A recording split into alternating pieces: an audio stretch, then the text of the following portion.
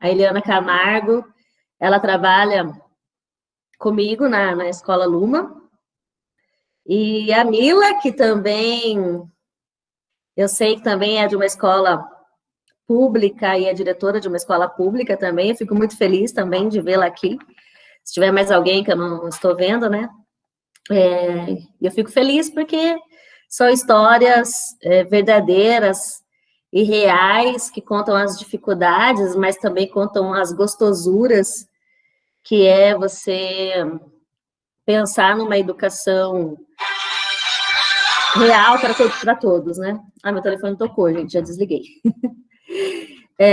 O projeto Luma é uma escola de ensino, se for para classificar o ensino, né, que é uma coisa que a gente não gosta, mas que existe, é uma escola que atende estudantes de ensino médio e educação de jovens e adultos. Então, nós trabalhamos com o público adolescente, adulto e idoso, que nós temos os nossos senhores também lá, que são uma formosura.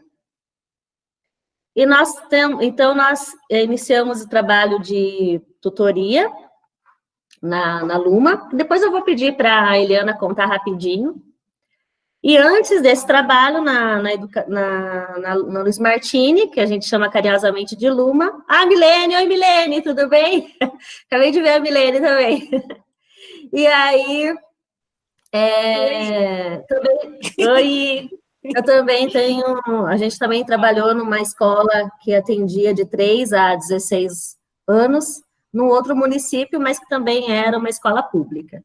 E eu acho importante falar isso, contar, né, que isso pode acontecer nas escolas, tanto faz as idades, né, porque quando você está na educação infantil, a galera fala, com os maiores é mais fácil. Se você está com os maiores, a galera fala, com os menores é mais fácil. Então, é interessante contar que não, que ambos, idade, apresenta dificuldade, mas que é possível em qualquer ambiente, né, com pequenos, com maiores, com adultos e com senhores. Aí, se a Eliana quiser falar um pouquinho, Eliana, aparece aí, fala um pouquinho como está sendo lá, como que é para você. Oi, pessoal, boa noite. Para mim, é sempre uma alegria poder falar o que está acontecendo lá no Luma. Foi uma surpresa muito agradável poder participar da tutoria. Enquanto professora, isso enche a gente de ânimo, isso é muito bacana, quando a gente percebe que as coisas funcionam, que a partir de um certo tempo todo mundo acaba se engajando e o processo é muito agradável. Não é só feito de flores, né? Tem muita, vamos dizer assim, tem muita coisa difícil aí pelo meio do caminho, mas é importante, assim, eu falo o final, né? O que a gente percebe o quanto o quanto é gratificante, né? Dá para a gente ir contando aí vários exemplos do que a gente tem e para a gente ver o quanto isso tudo melhora.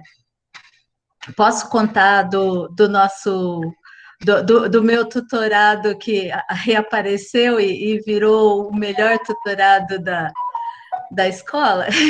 Eliana, acho legal você contar essa história, né? E também acho legal você falar do como você recebeu, né, para esses professores que estão, assim, iniciando, né?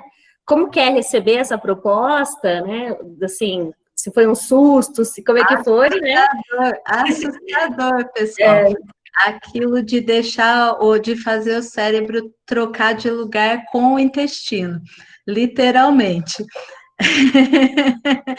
A gente se sente impotente num primeiro momento, dá a impressão de que nós não vamos ser capazes, que de repente a gente não vai dar conta mesmo daquilo que parece que os nossos alunos precisam mais do que a gente tem a oferecer. E não é dessa maneira. tá? Quando a gente pega para fazer, é que a gente descobre que nós somos capazes, que é bom, que todo mundo ganha, né? Mas eu vou dizer que quando eu fiz meu primeiro roteiro, eu era a insegurança em pessoa, né? No segundo roteiro, eu tinha dado uma melhoradinha, no terceiro, eu estava um pouquinho mais sossegada, e eu digo que agora eu olho para, né, para aqueles questionamentos que os alunos fazem, e eu já começo a imaginar o roteiro. Às vezes eu vejo determinadas situações e aquilo já forma, né? Olha, isso aqui dá para a gente trabalhar dessa maneira. Eu acho que isso, para quem ainda não fez nenhum, né, que não tem esse contato, talvez seja um alento. Vou dizer a vocês, muito medo mesmo no começo, muita insegurança, mas é muito bom, de verdade. E as histórias, né? O quanto isso aproxima a equipe, o quanto a gente fica, como é que eu diria? Cúmplice é a palavra, eu acho. Você falou que queria contar a história de um tutorando, conta aí. Não, é que eu, assim, né, para vocês terem uma ideia do quanto esses roteiros mudam os alunos. Eu tenho um que desapareceu, né? Tinha.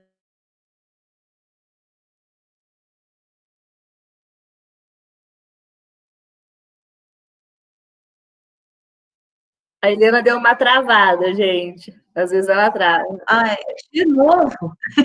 Olha, não era para travar, hein? Voltou? Voltou. Você tinha um tutorando. Que fez um roteiro pela metade, né? E achou que aquilo que ele tinha feito estava bom já, né? A gente percebe demais que esses alunos têm um entendimento de se eu fizer qualquer coisa, o meu professor fica feliz, porque eu fiz e está tudo certo. E na tutoria a gente faz questão de olhar minuciosamente tudo que o aluno produz. E eu mandei a devolutiva dizendo: olha, aqui faltou isso, aqui esse outro faltou, vamos conversar melhor sobre isso. E esse menino desapareceu. Nós tentamos, né? Lá na escola nós temos um núcleo chamado Núcleo do Cuidar, e nós fomos na casa desse garoto, acabamos na casa da avó dele. Mas a notícia chegou no pai, que eu acho que não convém aqui, né, detalhar tanto. A notícia chegou no pai. Esse pai é muito participativo, ele quis saber o que era a tutoria, né? Expliquei tudo a ele, ele gostou demais da ideia e virou e fez assim para mim, né? Mas de quanto em quanto tempo esse garoto tem material para estudar? E eu disse a ele: todo dia, se ele estudar, né? Esse menino virou assim pelo avesso, né? Não é porque o pai fez com que ele ficasse estudando, não. Hoje, ainda pela manhã, eu pedi que ele me enviasse quais eram as questões que ele queria trabalhar no próximo roteiro. Ele me enviou 18 questões muito bem formuladas, né? E aí eu virei e fiz assim para ele: olha, tem muita coisa aqui, vamos organizar para a gente pensar em separar por tarefas. Ele virou e fez assim para mim: posso fazer isso, professora? Porque tem algumas coisas que são parecidas. 2 horas depois ele estava com tudo organizado de novo, né? Então, quando ele começou a perceber que dá para trabalhar com o que ele gosta, ele voltou de novo. Não é o pai, vamos dizer assim, nessa história, o pai chamou atenção porque ele estava longe da escola, mas todo o conteúdo é dele. Eu mostrei a ele como é que a gente faz para construir as questões, ele mesmo construiu a dele. Né? Então, eu falo que é nesse sentido que eu digo que é muito gratificante ver que o aluno está crescendo. Ah, que gostoso, Leandro. Eu falo demais, se vocês não cortarem, aí...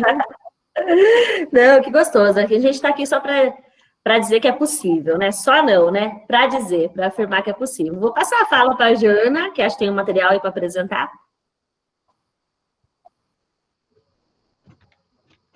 Boa noite. Gostaria de agradecer o convite. Gostaria de agradecer. Gente, eu estou feliz, tem uma pessoa fazendo Libras, é isso mesmo? É isso? Ai, que ótimo! Nós vamos precisar conversar com você, uma coisa importante. Muito bom. Então, boa noite. Eu vou apresentar aqui, Ana Mel, se puder colocar a apresentação para mim, por favor.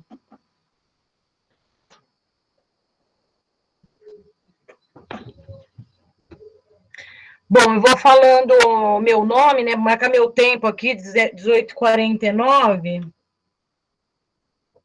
Eu não vou falar, né? Espero não falar mesmo 25 minutos, que não teria cabimento, mas pretendo organizar esses 25 minutos, né? Então, tem a apresentação, acho que dá para abrir melhor. Então, estava só para contextualizar um pouco, né, quem somos, de onde viemos, e a minha fala, ela vai estar, eu vou estar tentando teorizar um pouco sobre imagens e roteiros e alguns textos que a gente tem vivenciado numa escola pública do estado de São Paulo, tá? Eu vou pedir para, se alguém não ouvir, me avisar, pode ser pelo chat, porque eu estou na zona rural, meu delay é grande, às vezes trava. Se estiverem me ouvindo bem, também legal. Então, vou começar, Ana Mel, você pode, essa aí na foto, todo mundo está vendo, sou eu e a Fabiana, né? Nós já trabalhamos junto mais ou menos uns 7 anos. Pode passar, por favor.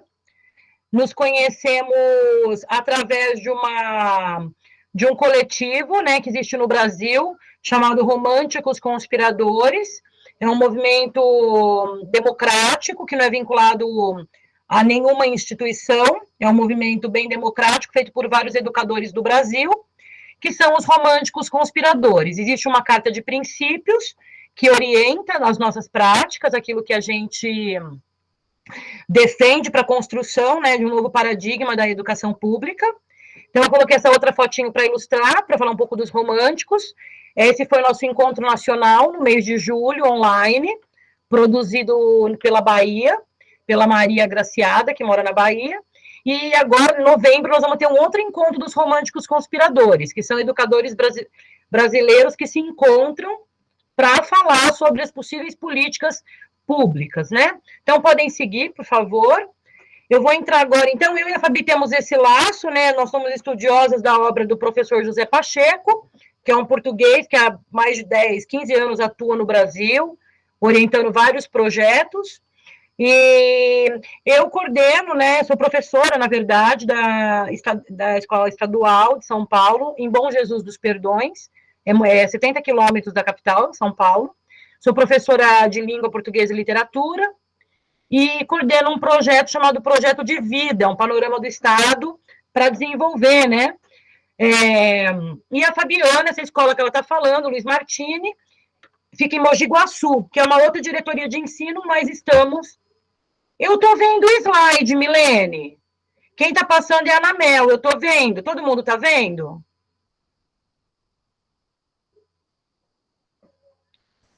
Não. Aonde? Sim, eu estou vendo também. Tá ótimo, então. Tá aparecendo, Ana Mel? Também estou vendo. Que legal, Fabi, que você está gostando. Estava com pouco material.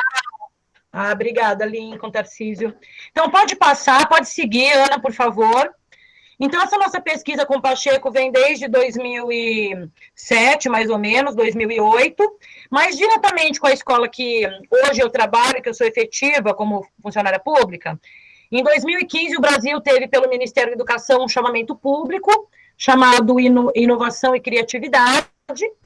Era um plano do ministro Janine Ribeiro, que falava de plano de inovação né, para a escola pública brasileira. E nós fomos selecionados como escola com plano de inovação. Não éramos uma escola inovadora, era uma escola com plano lá em 2016. Então, nesse ano, nós iniciamos fazendo o primeiro semestre, um processo transformativo com os professores, uma sensibilização, né, para ouvir daquela comunidade, daquela docência, as expectativas, e começamos no segundo semestre um projeto piloto. E depois, em 2018, nós iniciamos, com todos os sextos anos, um projeto que começam a ter novas práticas. Pode seguir, por favor?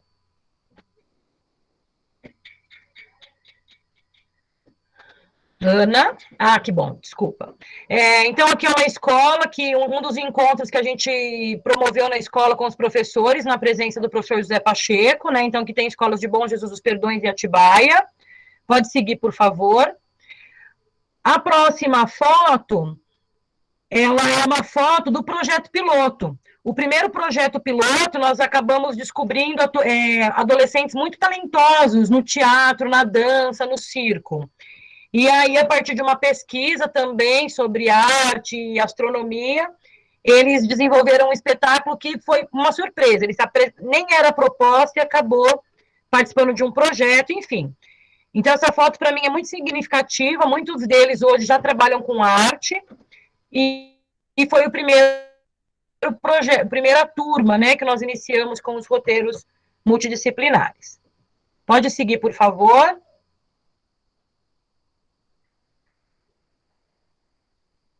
Aqui, essa foto é bem simbólica, na verdade, às vezes eu vou mudando, né? Que foi um projeto que as crianças fizeram de cultura popular no município e descobriram a Folia de Reis. E nós estávamos, nesse ano, eles estavam pesquisando o folclore brasileiro. E aí foi bom para poder fazer essa discussão de cultura, de religiosidade. Então, eu falo que essa outra, na foto, é uma professora da escola, e isso é um domingo de manhã. Né? E nós só fomos por conta que as crianças queriam, a gente se envolveu com o movimento, e isso tem a ver com os nossos valores na nossa escola, né? Com o que a gente escolheu de valores humanos para formar os nossos princípios, que é amizade, confiança, alegria, solidariedade, amor e autonomia. Então, podem seguir, por favor, pode até passando meio na sequência, Ana. Aqui são fotos, né, também de processo de formação com família, com estudantes, com o professor José Pacheco. Essas fotos que vão na sequência, elas estão falando de valores, construindo com as crianças, né? Antes da gente começar qualquer processo, construir com eles os nossos valores, as coisas que a gente acredita. Pode parar aí, por favor? Isso. Aí também é mais uma foto da formação, que a Fabiana organizou comigo, são 10 municípios envolvidos, mais o professor José Pacheco, mais pais e estudantes da nossa escola, num hotel chamado Ponto de Luz, na região aqui de Atibaia, em Joanópolis. Então, a gente fez um processo processo formativo com os professores, né? Então, agora pode seguir, e aí pode parar um pouquinho para eu falar? O nosso trabalho... assim, também a Fabiana pode ir complementando, eu vou falar até uma 7.2, mais ou menos, o que vai ser um desafio, mas esse tripé estrutural, que é um indicativo que o professor José Pacheco nos dá, que é para a gente começar a construir as nossas práticas com segurança, né? Que é a gente trabalhar com a legislação, então nós estarmos muito apropriados do marco legal, né, das leis do nosso país, como a Constituição, a Lei de Diretrizes e Bases, a BNCC, o Plano Nacional, Estadual, Municipal, o PPP da escola, que é o nosso olho, que é o nosso ouro.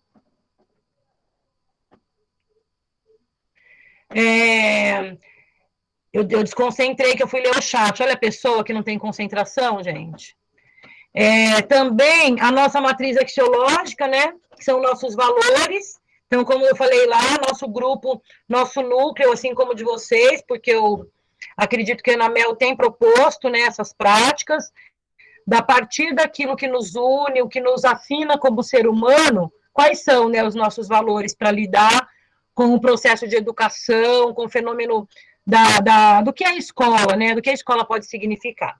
E também, nós, como educadores, temos as nossas referencialidades teóricas, né? Aqueles, como o professor Zé Pacheco, eu vou citar muito, porque trabalho quase que diariamente com ele, a gente não consegue escapar, mas o professor sempre diz, né? Todos os tratados para salvar a educação já estão prontos. Nós só precisamos pô-los em prática. E aí eu coloco alguns autores que na nossa escola a gente gosta muito de trabalhar, que é o Paulo Freire, o Macarenco, o Pistrac, o Lourenço Filho, a Maria Nilde Marcelani, a Anise da Silveira, o Nunziati, o Milton Santos, e uma infinidade de educadores, né, e educadoras brasileiras. Então, é uma proposta bem interessante da gente poder analisar esse tripé, que vai nos dar todo o suporte para a implantação dos nossos projetos, do passo a passo do que vocês vão desenhar, né? Pode seguir, por favor. A Milene tem um livro do Macarenco, deve ser o poema pedagógico, que é enorme. Então, antes de eu mostrar as fotinhos lindas da nossa escola, eu vou falar um pouquinho do que muda, né, com essa proposta que a gente fala, que a Fabi chegou, né, junto com a Eliana, contando diretamente da prática, e já até com observações, né, da comunidade que elas estão trabalhando. E por que elas colocaram isso, né? Porque muitas coisas mudam. E o que muda nessa nova organização? Né, nós vamos falar a partir de agora, na verdade eu já tenho falado desde a hora que eu cheguei aqui, sobre um novo paradigma. Né, nós não vamos falar de aulas, de salas fechadas e de aulas iguais para todos. Nós vamos começar a falar de uma série de coisas que vão nos ajudar no cotidiano da escola, que são os dispositivos pedagógicos, tudo que a pedagogia, né, nacional e mundial pode nos oferecer. Como planejamentos diários, espaços de aprendizagem da escola, tutorias, roteiros de estudos multidisciplinar, pesquisas individuais, projetos coletivos discutidos no coletivo e para o coletivo, expositivas não obrigatórias, né, quando são professores oferecem alguns encontros com os alunos, para quem tiver interesse naquele tema, e oferece o que a gente não chama de aula, mas uma oficina ou um encontro dialógico. Grupos de responsabilidade, né, que vai ser a base para a gente conseguir viver na escola, em harmonia, ocupando novos espaços e dialogando de outra forma com a educação. O que eu aprendi, que é um processo de avaliação formativa e sistêmica, e o portfólio, que é onde a gente vai colecionar as evidências de aprendizagem dos nossos alunos, em todos os níveis, né, cognitivos, socioemocionais, de pesquisa, enfim, dentro das nossas especialidades. E aí eu adoro colocar a frase que é: quando as pessoas veem isso acontecendo, é uma multiplicidade de ritmos e de significados. São muitas coisas acontecendo numa escola que antigamente era estática, parada, com tempos limitados, com as crianças, né, no mesmo local, com uma única proposta. E a nossa proposta, então, tem um filósofo chamado Ken Wilber, que ele diz que esse processo não é caótico, ele é caórdico, que é o caos que vem do coração, né? Que é a mudança interna, e aí acaba externamente refletindo em novas ações, no novo, né, nas novas práticas. Então, agora pode seguir, Ana, mostrando as fotos da nossa escola, quando quando começa a sair da sala de aula e ocupar os espaços da escola. Pode passar um pouquinho devagar. A primeira foto é uma foto da nossa primeira conferência, né, no bosque da escola, que sempre foi um espaço fechado, porque ninguém queria deixar os adolescentes, né, as crianças e pré-adolescentes lá no bosque, e hoje é a nossa melhor sala de estudos, né, que é o nosso bosque. E aqui é uma conferência acontecendo na escola. Pode seguir agora, Ana. Então, espaços como... Isso é um refeitório, né? Nesse momento a gente olha essa foto e pensa que dificilmente essa cena se vai se repetir, né? A gente ocupar um refeitório da escola, por exemplo, com mapas para pesquisa. Pode seguir, Ana. Aqui também, ocupando vários espaços da escola. Pode seguir que eu já vou abrir para perguntas, né? Então, aqui eles construindo uma maquete sobre renascimento. Esse aqui é uma sala de aula que as paredes foram quebradas, né? E se tornou um salão, que a gente recebe os pais, faz exposição dos trabalhos das crianças no semestre, debate, apresenta filme do que eles produziram. E também as crianças, no dia a dia, utilizam assim, ó, para fazer pesquisa, para fazer figurino, para usar para ensaiar, aqui, ó, tirando foto de ensaio, né? Eles improvisaram, provavelmente. Vocês não estão me ouvindo, é isso?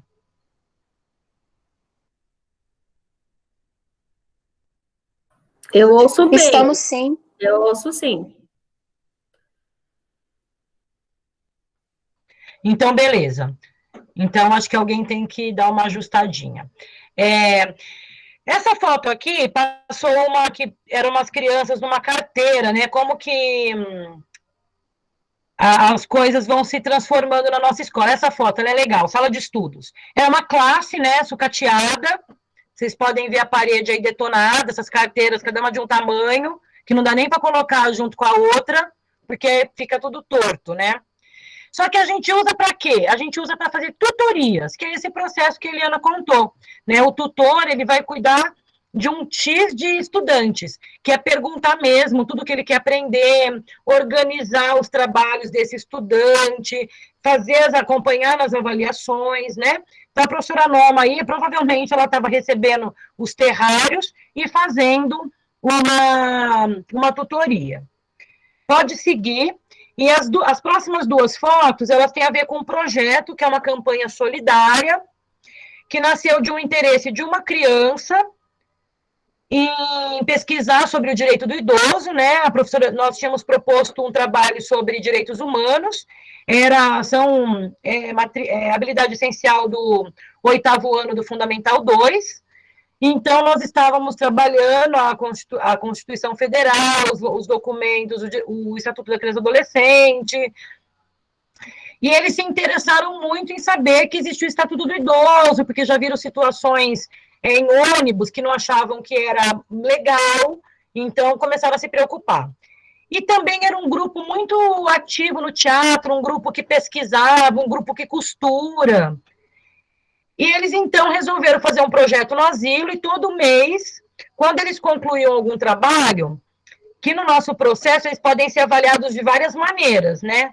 Entre elas apresentando performances, danças, teatro, leituras, relatórios. Então, esse grupo começou a estudar dança e teatro e se apresentar no asilo, né? Então, tem foto deles costurando na escola, pesquisando teatro. E eu, como professora de português, o que eu faço no processo formativo, né? Eu acompanho esses meninos, por exemplo, a escrever peças de teatro, que é uma habilidade do 8º ano, né? Desenvolver a escrita do gênero dramático, entender todos, trabalhar com os gêneros, enfim. O PowerPoint deu uma pirada, mas pode ir. É ao vivo. Muito bom. Estão gostando, gente? Tá muito chato? Eu vou parar. Isso que eu ia falar só até às 7. Eu vou parar. Vou só terminar aqui. Passa essa foto. Nós no asilo. Aí é uma feira. Gente, eu vou falar 2 horas, porque aí a gente trabalhando feira de troca, câmbio, moeda, valores humanos, promovendo. Ai, que bom que não está chato, Alice. Aí somos nossa equipe visitando o projeto Âncora. E por que está tudo isso misturado, né? Por que a Janaína está falando tudo isso? Porque nós estamos transformando as nossas práticas. Então, o tempo todo, a gente está se relacionando com os outros, né? Os Guarani Mimbiá, eu trabalho com os indígenas. Essas fotos maravilhosas, elas fazem parte de um roteiro do 8º ano também, as próximas mesmo, sobre quem é professora aí sabe, né, do Fundamental 2, que trabalha a pirâmide alimentar. Então, nós fizemos livros de receitas em 3D, né, porque em arte eles estariam trabalhando arte em 3D, capas inusitadas. Então, esse livro foi feito bilíngue, com páginas trabalhando as medidas, né, tanto em fração quanto em quilogramas. Então, as receitas em português e inglês, geografia, tabelas, onde eles colocaram os alimentos mais produzidos, porque tudo que eles escolheram de receita, que eles gostariam de aprender ou de conhecer, criança que trabalhou com as punks, né, que são as plantas alimentícias não convencionais, até o momento final, pode parar um pouquinho nessa foto? Que é essa roda maravilhosa, com toda a apresentação dos trabalhos, né, os livros de receitas, tudo que eles desenvolveram, as pirâmides, e também a partilha depois dos alimentos, que foi sensacional, para mim foi uma avaliação incrível, a delicadeza, o tanto eles entenderam como eles iriam servir, como que eles iriam comunicar isso às famílias. Então, tudo isso a gente também inclui na avaliação, né, no processo da avaliação formativa e sistêmica, contínua, né, não é uma prova, é uma avaliação. E é necessário se espantar, se indignar e se contagiar. Só assim é possível mudar o mundo, né? Dizia Anísio da Silveira. Mudar a realidade, dá na mesma. Pode seguir, Ana Mel. Então, as crianças dançando aí, né? Crianças fazendo todo tipo de pesquisa dentro do que eles tinham interesse. As nossas salas sendo usadas sempre como ensaio, como suporte. Nós fazendo visita ao teatro e dialogando com a companhia de teatro. Pode seguir. Aqui nossa equipe, né? Ela chama equipe de mãos dadas pela educação pública. Nós somos um núcleo forte no período da manhã de 6 professores, fixos diariamente, do Fundamental 2, e que a gente lida todo ano com 2, geralmente nessa equipe, nós com a nossa matriz axiológica, nosso mapa mental de trabalho. Pode seguir, porque eu acho que, na verdade, depois vem outros trabalhos, outras pesquisas que eu faço, acho que não vem ao caso, eu já falei demais. Aí, sabe o que a gente está tentando conseguir fazer na pandemia? Mas, Ana, se você quiser parar, eu só passando e as pessoas perguntarem, para aproveitarem, só tem 10 minutos, é isso?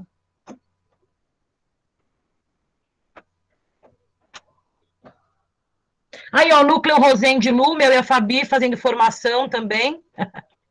A gente levando nossas equipes para discutir com outras escolas. Quiserem enviar perguntas no chat, a gente está disponível aqui.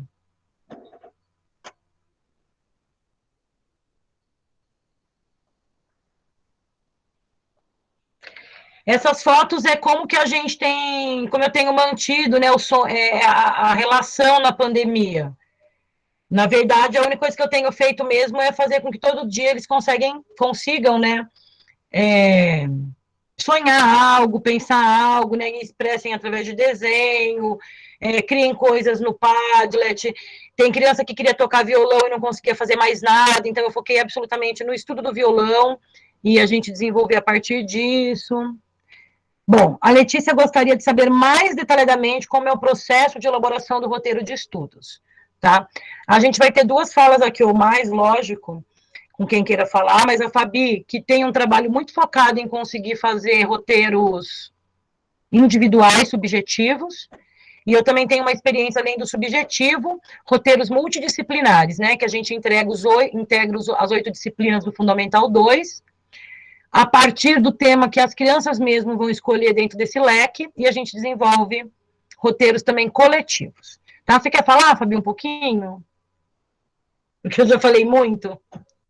Não, Jana, não falou muito não, tá? É gostoso ouvir, né? É uma delícia, assim, é uma partilha, né?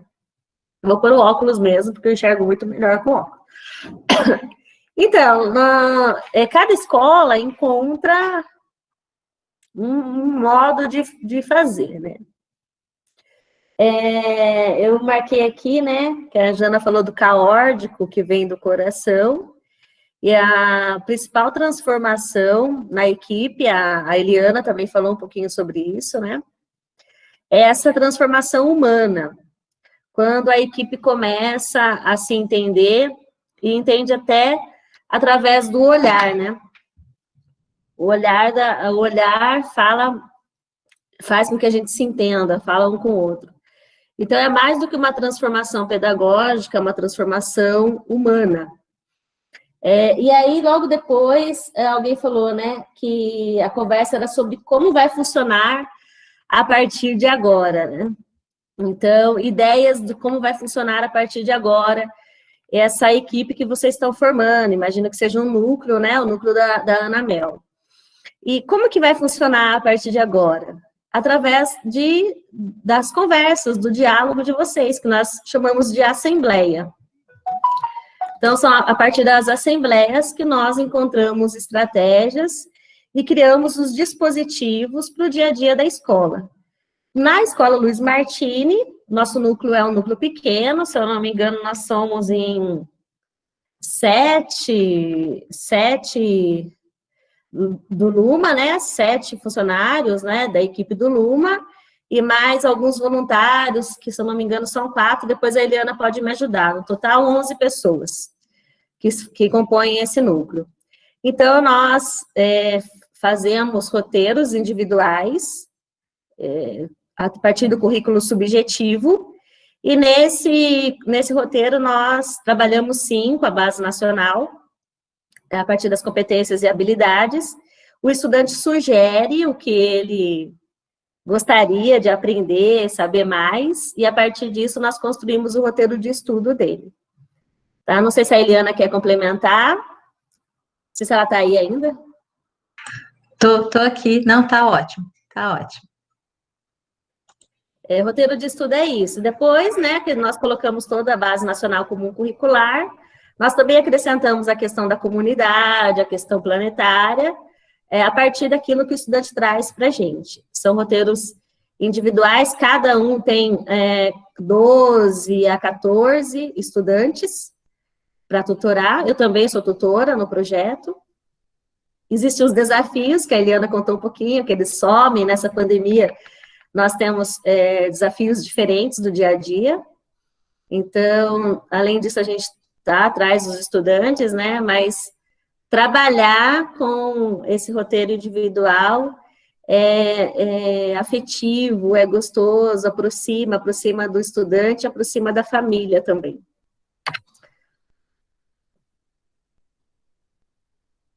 Se a Jana quiser falar sobre os roteiros coletivos, pode falar, Jana.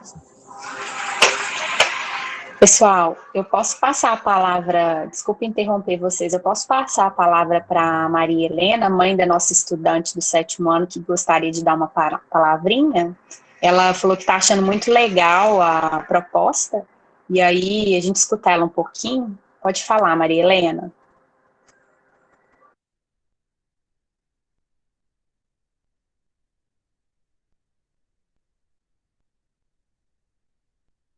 Seu áudio está desligado. A gente não está te escutando. Maria Heloísa, desculpa. Boa noite. Maria Heloísa, todo mundo me chama de Maria Helena, é impressionante. Mas tudo bem, já estou acostumada. Desculpa, a gente lê correndo. Desculpa, Maria Heloísa, agora eu vou falar certo. Não, tem problema não, tudo certo. Boa noite, gente. É um prazer estar, né, podendo participar aqui, né, dessa reunião, né? E eu fico muito feliz. Agora, desculpa, porque eu atrasei um pouquinho, tá? Eu acho que estou pegando o bonde andando, porque eu não peguei no princípio, não, porque deu um probleminha, parece, né? No momento, né? Eu até entrei em contato com a Letícia, mas enfim, mas deu tudo certo, eu já estou aqui. Eu estava observando aqui as imagens que estavam sendo passadas, né? Dos projetos, né? Eu achei tão interessante, porque eu acredito muito, sabe? Eu, como professora, pedagoga, no momento não estou exercendo minha função, não, mas em casa eu exerço muito, né? Eu procuro exercer. Procuro fazer o meu melhor. Eu acredito muito, assim, no ensino, né, na formação, né, do indivíduo, né, dos alunos, no caso, né? Dentro desses projetos, né? Porque eles ficam muito envolvidos. Todos os projetos que a escola, né, oferece são muito interessantes. Né? Realmente, a minha filha, por exemplo, ela sempre estudou, até o 5º ano estudava só escola particular, né? A partir do momento que eu coloquei ela na Paulo Mendes Campos, ela deu uma reviravolta, ela cresceu bastante, porque ela começou a se envolver, e ela é muito tímida, né? Minha filha sempre foi muito tímida, mas ela começou a se envolver nos projetos que me surpreenderam, entendeu? Nos surpreenderam. Nos projetos que a escola, né, ofereceu. E foi uma surpresa para a gente, porque a gente não estava acostumada com, né, com esses tipos de projetos. E quando ela começou se envolvendo e tudo mais durante o ano, né, no ano de 2018 que ela entrou. Então, eu fiquei muito surpresa, fiquei feliz com o desenvolvimento dela. Ela desenvolveu bastante, ela conseguiu se entrosar, né, em todos os projetos desenvolvidos. E eu acho que o aluno, não tenho certeza, que o aluno aprende muito mais colocando literalmente a mão na massa, entendeu? Ou seja, né, se envolve mesmo, de verdade, nos projetos né, que vão surgindo. Isso tudo envolve a comunidade toda, na verdade, né? Inclusive os alunos, eles ficam assim, entusiasmados, ficam animados para fazer, né? E eu acho isso bacana, isso é ótimo para o desenvolvimento em todos os sentidos, né? Da parte de toda a comunidade escolar. Então, achei muito bacana, eu parabenizo, né? A equipe que organiza esses projetos. Achei muito bacana, tá? Só quero colocar isso para vocês. Se desculpa, né? Não sei exatamente o assunto que está acontecendo aqui, que eu entrei logo depois, mas agora eu vou acompanhando direitinho, porque é de meu interesse. É sempre bom, né? É uma aprendizagem, né? Tanto para a gente, para os pais, quanto para os alunos, né? É muito interessante e vocês estão de parabéns. Tá bom? Obrigada, viu, pela palavra. Um abraço para todos aí. Eu estou acompanhando agora. Muito obrigada. Imagina, Maria Luísa, a gente que agradece a sua participação, a gente está muito feliz de receber vocês, famílias e os estudantes também. A gente pede desculpa porque a gente ia enviar um link de transmissão para que a comunidade toda pudesse participar, porque o Meet está reduzindo o número de pessoas que podem participar, então nosso medo era que alguns conseguissem entrar e outros não. Então, vocês desculpa, e aí a gente não sabe, porque todos nós estamos aprendendo ainda essas coisas de tecnologia, né, gente? O link deu problema, e aí a gente, vamos ter que, né, incluir todo mundo na reunião, infelizmente, mesmo se não der para todo mundo participar, mas é melhor alguns do que, né, se não der de jeito nenhum. Então, vocês desculpam, próxima vez a gente vai procurar aprender melhor como é que funciona esse processo, tá? Mas foi bacana que vocês conseguiram entrar. E aí, pessoal, a gente tinha enviado um link para perguntas no privado de vocês e para certificado, se alguém tiver interesse, né? Se alguém da família, algum familiar quiser, ou até mesmo os estudantes, viu, pessoal? Que o certificado é sempre uma coisa legal para a gente guardar da nossa vida escolar. Aí a gente vai fornecer um certificado desse encontro. Então, se vocês quiserem preencherem esse link, a gente vai colocar aqui no chat. A pergunta não precisa mais preencher lá no link não, porque a gente coloca aqui no chat mesmo, mas se quiser o certificado, aí a escola fornece depois, tá bom? Vou passar a palavra para a Jana ou para a Fabiana. Eu vou só retomar algumas perguntas aqui que estão no chat, sobre agora na pandemia. Como que tem sido a experiência de vocês no contexto da pandemia? Estão conseguindo alcançar a maioria dos alunos? Qual estratégia estão usando para criar vínculo?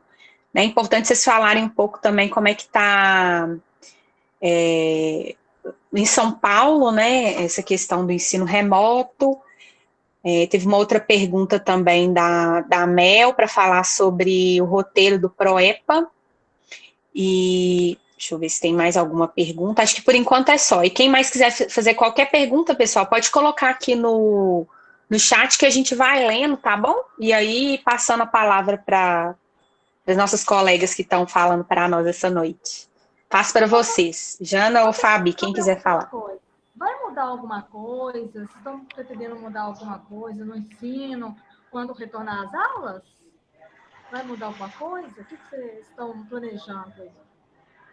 Então, Maria Luísa, a nossa proposta desse grupo não é igual a Jana e a Fabi falaram. É um núcleo, ou seja, um grupo de professores da escola que estão tentando pensar alguma coisa para que a gente possa fazer com que os alunos fiquem mais interessados no processo educativo, né? Para que a gente possa, por exemplo, fazer com que o aprendizado seja mais significativo para os estudantes, que eles entendam, né, tudo que eles estão aprendendo e que faça sentido para eles, que eles se envolvam cada vez mais, envolver a comunidade escolar. Então, assim, é o nosso desejo, né? A gente quer construir isso junto, construir com os outros professores, construir com os estudantes, construir com a comunidade escolar, com as famílias. Então, está em processo de construção. É o que a gente gostaria, mas para isso a gente precisa de conversar muito, né? Conversar bastante. E aí eu acho que é esse momento que nós estamos fazendo aqui agora, um dos, né? Conversar sobre o que a gente gostaria, igual você falou, né? Sobre como que o estudante vai se envolver cada vez mais no processo. Então, esse que é o nosso desejo, tá? Eu vou passar para a Jana e para a Fabi.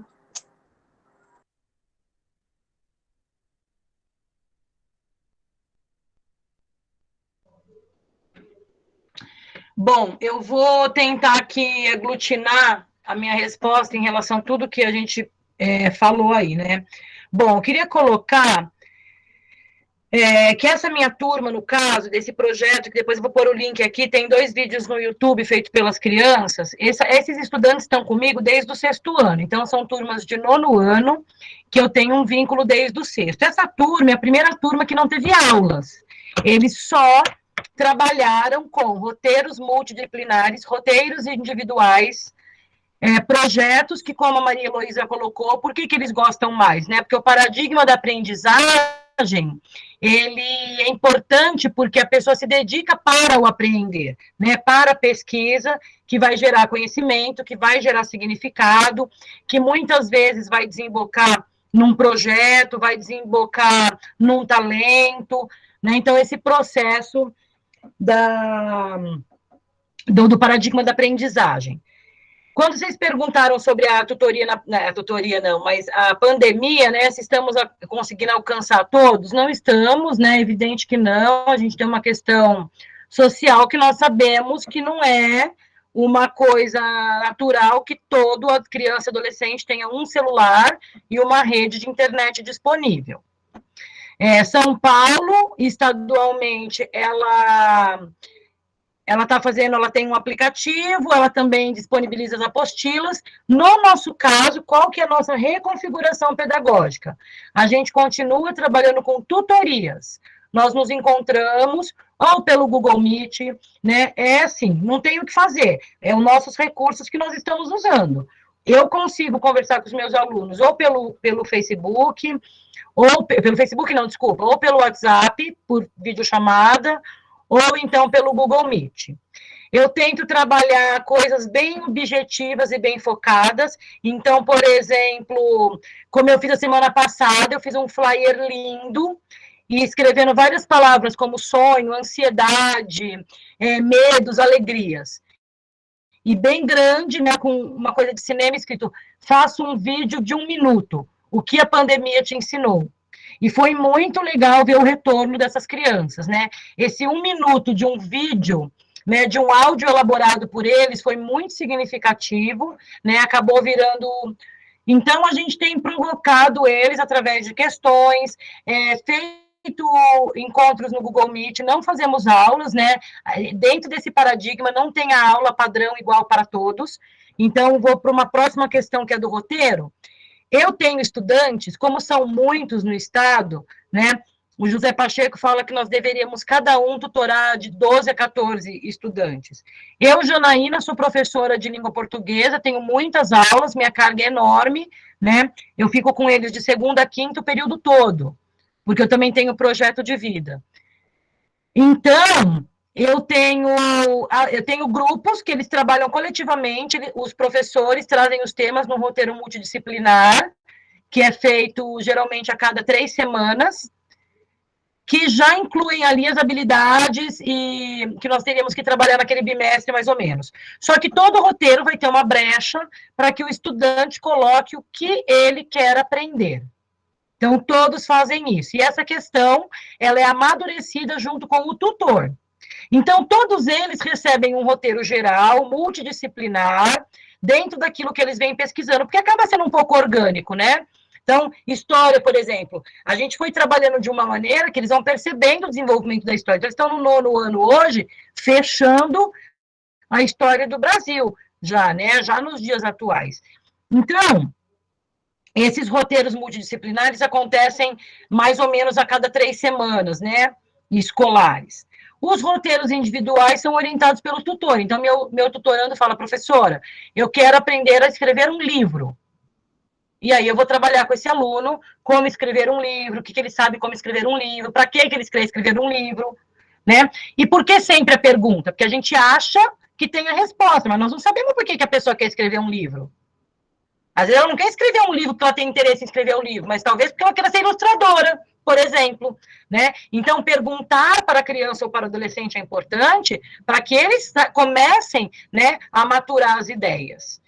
Então, eu acho que sobre roteiro, essa perspectiva, né, do roteiro que a gente chama de subjetivo, que é a partir do interesse daquela pessoa, ele depois caminha, muito como que a Maria Heloísa falou, para um roteiro comunitário, o que a minha comunidade precisa. Então, na minha escola, minhas crianças já fizeram um roteiro para ajudar os cachorros que são abandonados na rua, então já conseguiram veterinária, doação de ração, campanha de castração, fazem rifas, eles mesmos coletam, então, todo o envolvimento de ações, de valores, né, de solidariedade, e tudo isso acaba exigindo o quê, né? Habilidades de comunicação, enviar uma carta, uma solicitação. Então, nós, professores, nesse papel de especialistas, professores que somos, vamos elaborando, né? Vamos costurando esse desenvolvimento da criança, contextualizando com o que a gente acredita que ele precisa desenvolver. Então, nós temos diversos roteiros coletivos e tem os individuais, né? Tem criança, por exemplo, que estuda coreano já há 2 anos, isso não está na matriz curricular de lugar nenhum, mas eu, como tutora, apoio, né? O sonho dela é para a Coreia, então ela estuda a partir de um aplicativo coreano. Janaína, você sabe coreano para ajudar a sua aluna? Eu não, mas eu sei tutorá-la, perguntar, estimular, apontar caminhos, oferecer sugestões para ela conhecer mais, né, para ampliar o conhecimento, pesquisar a Coreia, pesquisar a política pública, pesquisar o continente. Então, o papel do professor, quando ele vai, né, caminha para a tutoria, é ser esse que apoia, né, que encaminha mesmo. Bom, gente, eu sei que acho que nós estamos extrapolados no tempo, eu sei o que é fazer uma TPC, eu tenho um amanhã às 7 da manhã, então vocês fiquem à vontade aí para me cortar, para falar o que quiserem. Eu anotei aqui também. Desculpa. Não, eu só ia chamar a atenção aqui para o Caio, que falou no chat aí, ó. O Caio é no 7º ano, e ele está aqui perguntando, mas se for assim, nós vamos fazer o que na escola? Porque se for ficar sem conteúdo, não vai adiantar ir para a escola. Eu estou adorando o Caio e a Jussara, né? É o Caio e a Jussara, no maior bate-papo. Não foi o Caio, não. Foi só a Jussara que falou isso mesmo. O Caio, na verdade, é que está com o link da Ellen. Confundi. Jussara é quem? Jussara. Eu tô adorando os dois aqui no maior bate-papo, aqui no chat. Tô achando lindo vocês dois, Jussara e Caio. Eu anotei algumas coisas aqui das perguntas que foram feitas também. As fotos. Identificando, é o Thales do 6º ano. Ele tá no link da mãe dele, Jussara, né? É o Thales. Ah, que legal. Thales e Caio, então. Os dois no maior bate-papo. Isso é muito bom. Que bom que eles estão assistindo, né? Que estão ouvindo. Eu vi as fotos que a Jana mostrou e deu uma saudade, né? Deu uma saudade de estar junto, né? Esse momento de pandemia trouxe essa distância e todas essas dificuldades de conversar, de dialogar. E era uma das questões, né? Como que a gente está fazendo na pandemia? Na pandemia nós temos essa dificuldade de celular, internet, não são todos que têm. E os que não têm o celular ou a internet, eles têm ido à escola buscar as atividades impressas ou pode utilizar o computador também. Então, a escola não está aberta para aula, né? Até porque a aula não serve para nada, mas está aberta para atender os estudantes, para que eles peguem os materiais que eles necessitem, quem não tem, e faz atividades em casa, e a gente marca um dia para recebê-los, para ajudá-los. Então, os estudantes que têm internet são atendidos pela internet, os que não têm são atendidos na escola, tá? Na tutoria, quem está na tutoria, e quem não está na tutoria também, a mesma coisa. E sobre a pergunta, o que a gente faz quando termina um roteiro de estudo, né? A pergunta sempre é a mesma, foi a Milene até que perguntou.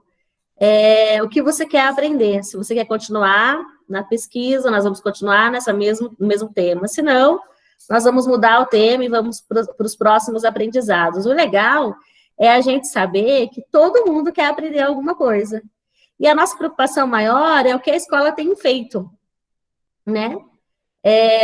A Jana mesmo falou aqui, né, da importância do perguntar, porque às vezes a escola mata a curiosidade, às vezes mata a arte, né, mata a vontade de cantar, a vontade de aprender violão, a vontade de desenhar, ou o estudante acha que só pode fazer isso fora da escola, e não, a escola é o centro de conhecimento, de cultura, de arte, de troca, de partilha, de olhares, de sorrisos, né? Então, é importante essa curiosidade. E sobre a conversa do Caio e da Jussara, do Caio e do Thales, né? Do Caio e do Thales, eu achei bem legal, porque ele pergunta, o que a gente vai fazer na escola se não tiver conteúdo, né? Então, eles devem ser estudantes bem participativos, que fazem tudo, né, que copiam tudo. Ou a escola também, como trabalha com projetos, já é uma escola diferenciada, também proporciona essa criticidade ao estudante, né.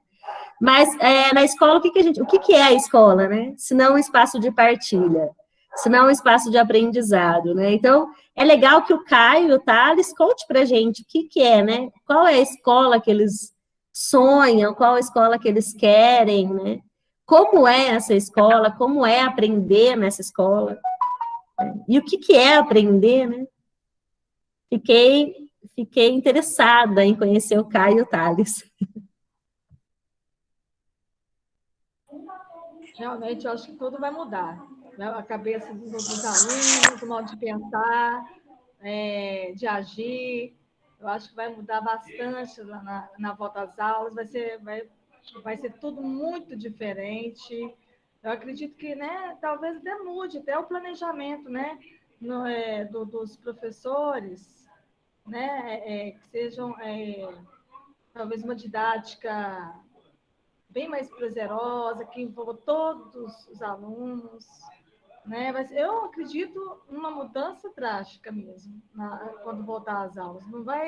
Não vai ser mais como era antes, não, sabe? Eu acredito muito nisso. Porque essa pandemia, né, ela está fazendo a gente refletir muito sobre a vida, sobre os estudos. Eu acho que os alunos vão valorizar muito mais as aulas, agora os professores, né? Porque muda muita coisa, né? Tem que mudar para melhor. Né? Claro, com certeza, né? O caminho é esse, mudar para melhor.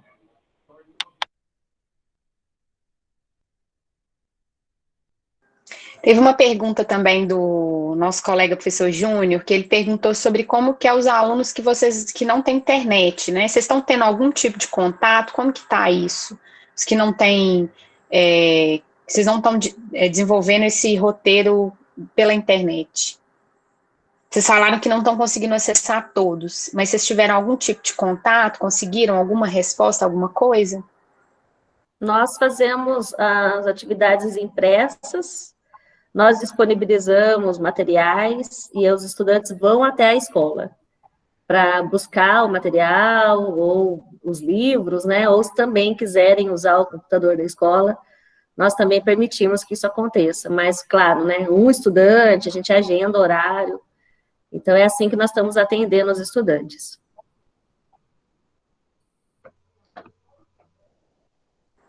E o roteiro Eu queria complementar, Thalita. Desculpa. Na nossa escola, em Bom Jesus dos Perdões, né, a minha turma ela é de zona rural. Então, a gente tem um problema, né, grave, que é a questão mesmo do sinal, assim. Tem algumas regiões afastadas que não tem internet por conta, né, de ter que ser ou via satélite.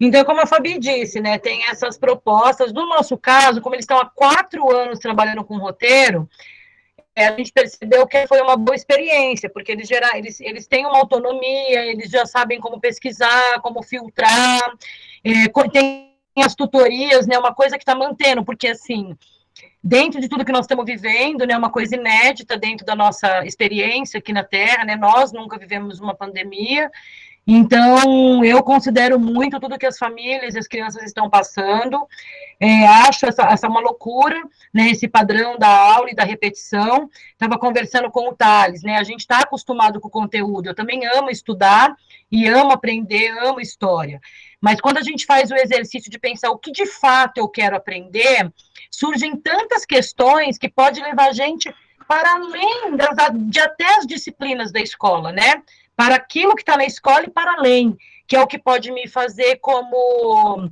me ajudar a perceber um caminho profissional, ou para perceber um talento. Então, o que nós temos feito na pandemia é tentar, nas reuniões, né, nas chamadas de vídeo, reunir os grupos, porque na escola eles trabalhavam em grupos, elas já tinham grupos de 5, 6 alunos. Então, a gente se encontra e a gente conversa o que cada um está fazendo, o que cada um está sentindo prazer. Então, aquele que está aprendendo a tocar violão, a gente está incentivando isso. Ah, mas e o conteúdo? Né? Talvez não adiante você ficar repetindo um conteúdo que 2 horas depois ninguém lembra a regra, mas, de repente, cantar e escrever uma música que se ama, se aprende muito mais gramática, né? Porque eu gosto tanto daquilo que faz sentido para mim. Eu tenho experiências de estudar metáforas, menímias, né? Que são as figuras de linguagem da língua portuguesa, com alunos que tinham muita dificuldade. Como que eles aprenderam isso? Analisando as letras das músicas que eles gostavam, né? Então, ouvindo, por exemplo, Projota, ouvindo Criolo, ouvindo Racionais MC, ouvindo um pagode que gosta, um samba, a gente consegue estudar melhor a língua portuguesa. Então, é muito como o texto da Fabi no começo, né? Como que eu olho, é bom eu ficar olhando só para a mesma coisa do mesmo jeito, ou eu posso ampliar essa visão, né, para todos os lados, olhar com outros olhos, olhar com outra maneira, agem de outra maneira, né? Se nós somos únicos, se nós queremos poder, né, conquistar essa harmonia, preencher, né, esse vazio que parece que as pessoas estão, eu acho que a educação tem esse papel, né, de instigar para a pesquisa, para a criação, para o desenvolvimento cognitivo, cultural, né, tudo isso que tem sido colocado aí. Era isso que eu queria complementar.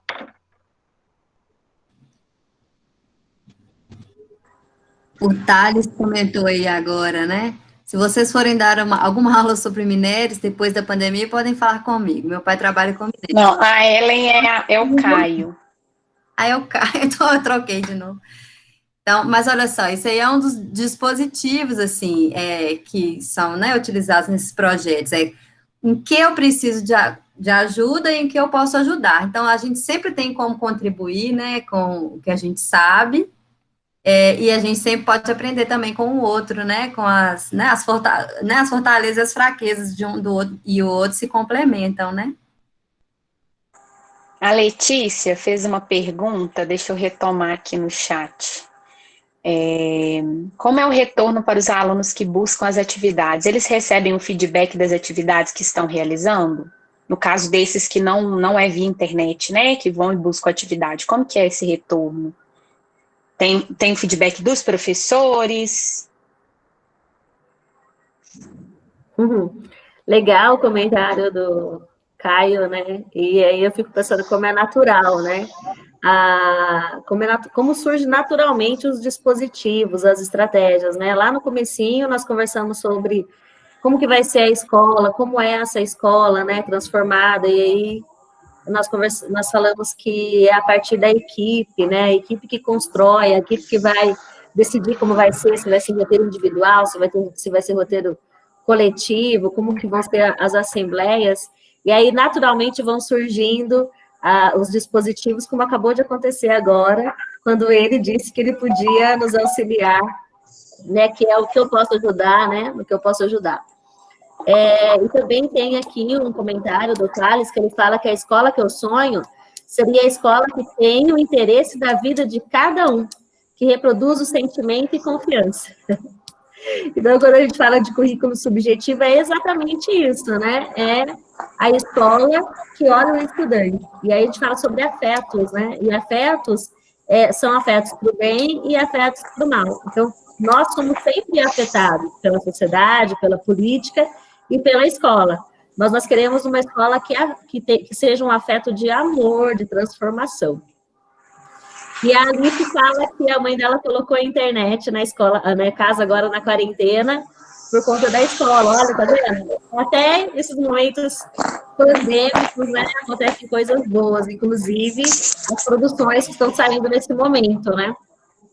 E em relação a essa questão que você colocou, a última, né, todos recebem feedback, todos recebem, mesmo os que pela internet e os que recebem em casa também o material, que levam para casa. A gente leva também, às vezes acontece a gente levar o material na casa do estudante, já aconteceu várias vezes.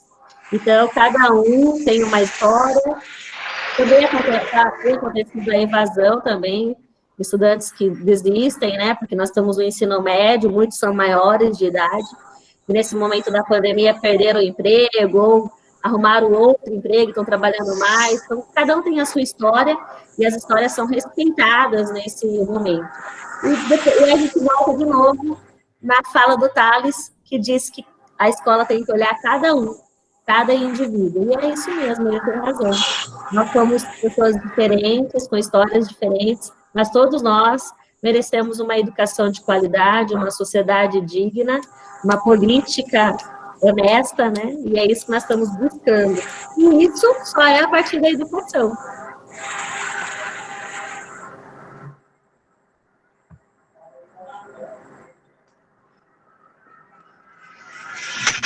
Isso aí. Alguém vai falar, senão eu ia falar, né? A Fabiana fala do ser humano único, né? Então, eu estava conversando com a Ana Mel sobre essas questões de roteiro, e eu tenho estudantes, por exemplo, com dislalia, com disgrafia, com DPAC, que é distúrbio de processamento auditivo central, e o que eu entendo hoje, né, nessa nova configuração, não adianta, não tem como, né? A gente está vivendo essa questão da exclusão, né? Não é da inclusão. E eu fico imaginando, a escola é tão despreparada que ela é despreparada para todo mundo. É que as crianças que, de alguma maneira, têm algum diagnóstico e tem alguma... precisa de um atendimento, né, de um suporte para suprir uma necessidade especial, ela parece escancarado. Mas se a gente perceber, todos nós, muitos de nós, não temos as necessidades atendidas. Até porque somos todos iguais. E a escola não está fazendo esse atendimento, né? Então, o que eu percebo nesse processo da tutoria, eu tenho falado muito com as famílias também, né? As crianças estão em casa, eu não consigo imaginar que eu possa simplesmente continuar com um conteúdo fechado, um conteúdo paralisado, sabendo que essa criança está em casa, nós sabemos a situação dos nossos alunos, alguns têm um suporte, têm uma mãe ou uma avó, um parente que está em casa cuidando, mas outras crianças estão sozinhas, né, porque as mães que são reinos de família estão trabalhando, e aí eu entendo que tem gente que diz, Janine, eu sou professora de língua portuguesa, mas para você desenvolver, né, mesmo que a gente chama de conteúdo, é preciso uma relação dialógica, eu preciso conhecer o outro ser humano. Se aquele meu aluno ele tem disgrafia, não adianta eu pedir uma prova escrita, porque ele tem o direito de fazer a prova falada, né? Se o meu aluno tem problema auditivo central, eu como educadora, né, que está aqui lindamente fazendo a Libra, eu aprendi a falar com esse meu aluno. Ele é um motociclista, ele é um mecânico de motos de primeiríssima qualidade. E esse menino tinha depressão profunda porque não consegue escrever. Na verdade, ele tem DPAC, Eu acho que ele tem, com pouco teste que eu sei, né, na minha parte experiência fazer, tem um diagnóstico de dislexia, e odiava a escola, e hoje ele ama, né? Na pandemia, a gente está vendo todos os vídeos, as motos que ele conserta. Então, legalmente, esse menino tem direito a ir para uma faculdade de engenharia, né? E não é porque ele é diferente de todo mundo, ele é diferente. Não, nós somos todos iguais e cada um tem as suas particularidades, né? As suas necessidades. Cada um dentro de um limite, né? Tem gente que não enxerga, mas tem gente que usa óculos. Eu, por exemplo, hoje em dia não leio mais sem óculos, né? É uma necessidade. Hoje eu achei que eu tinha perdido, o meu coração disparou, né? Que eu falei, como que eu vou resolver isso? Ainda bem que achei. São necessidades, e elas podem ser de todos os campos: físicos, mentais, emocionais, né? De relações humanas. Então, o educador do século XXI, ele precisa criar instrumentos para o século XXI, que são diferentes do século XIX. São diferentes quando a gente tinha 50 minutos para dar uma aula, porque o cara tinha que ir para o sistema de fábricas, né? Nós não temos mais uma escola fabril. Nós temos uma escola tecnológica, né? Como, eu adorei a Maria Heloísa que disse, a escola não vai voltar à mesma, e não pode, né? O Zé Pacheco diz isso. A pandemia do SARS-CoV-2, Covid-19, é terrível, mas o paradigma da instrução, a infelicidade da sala de aula, né? A repetição, que muitas vezes não leva a nada e não gera conhecimento, ela não pode voltar. Nós temos que dar um salto, né? Nós temos que evoluir. As crianças têm muita vontade de aprender. Os adolescentes, né? Eles são conectados com aquilo que a gente nem sabe que existe. Muitas vezes, a criança de 10 anos nos ajuda, né? Eu tenho um filho de 7 anos, e outro dia eu aqui apanhando do meu fone, e ele sabia onde já era o botãozinho do volume. E claro que eu só consegui descobrir depois que eu peguei o óculos, fiquei fuçando, lendo, para onde estava escrito voo, para eu saber que era volume. Então, assim, é outro DNA, né? É do século XXI, da criatividade, da diversidade, da criação coletiva, né? Se a gente ficar repetindo conteúdos que já não respondem mais, nós não estamos formando cidadãos críticos, né? Para o pensamento. É isso que eu queria complementar.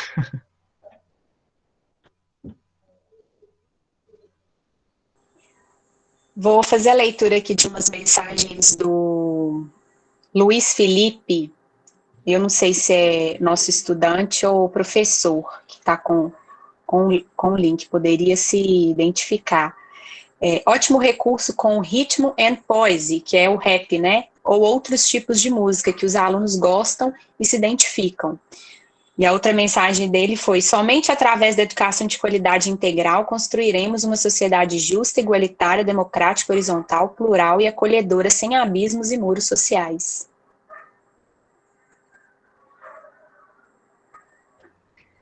É isso. Exatamente isso, está na lei, nós temos o direito de nos organizar, né? A licenciatura nos diferencia do bacharelado, porque a partir do momento que nós somos docentes, nós podemos desenvolver as nossas práticas, criar as nossas avaliações, né? A docência existe para o fenômeno educativo. Então, eu acho super importante essa colocação, né? Da gente realmente construir uma escola que seja criativa, né? Evolutiva, e como bem colocou essa frase, né, integral no sentido de todos os níveis do ser humano. Não é saber simplesmente fazer provas, né, provas iguais para todos, porque no dia a dia da vida as provas não são iguais para todos. E cada um de nós oferece aquilo que a gente tem de melhor. Né? Então, naquilo que o Fernando Pessoa fala isso, né? Põe o melhor que és no mínimo que fazes. Então, se a gente apoiar o nosso estudante para ele se revelar, para ele acreditar, né, no seu desenvolvimento, cada um vai se desenvolver a partir da sua habilidade essencial, a partir da sua visão de mundo, né? Muito gosto do rap. Eu sou de teatro também, eu sou atriz, então, como eu gosto muito de oficinas mesmo de música, literatura, e ouvir músicas que os jovens gostam com eles, é um recurso muito importante, né? Porque ouvir uma música que a gente ama e poder analisar é maravilhoso. E se isso vira aprendizagem, é melhor ainda, né?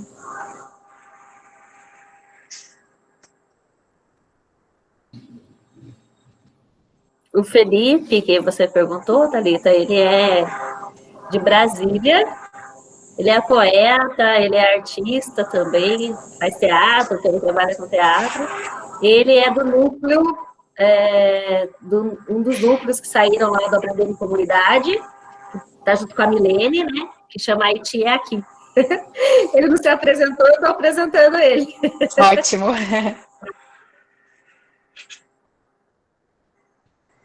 O Caio também colocou uma mensagem ótima aqui, ó. Quase todas as pessoas...